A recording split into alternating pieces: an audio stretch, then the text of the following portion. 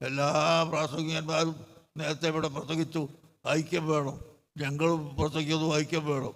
എല്ലാ ഐക്യവും എന്ന് പറഞ്ഞാൽ ആശയത്തിലുള്ള ഐക്യത്തിന് യാതൊരു നിർവാഹവും ഇല്ല. ആശയം പിഴച്ചു പോയാൽ അതിനോട് ഐക്യപ്പെടാൻ ഞങ്ങൾക്ക് സാധ്യമല്ല.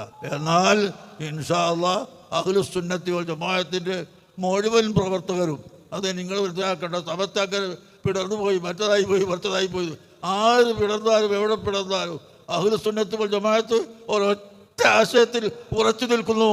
അതിനെ തകർക്കാൻ ആരും നോക്കണ്ട, ഒരിക്കലും ആർക്കും സാധിക്കുകയില്ല എന്ന് ഞാൻ പ്രത്യേകമായി ഓർമ്മപ്പെടുത്തുന്നു. അവിടെ സമസ്ത പിടർന്നോ മറ്റത് പിടർന്നോ അതൊന്നും നോക്കി ചിരിക്കാൻ നടക്കേണ്ട.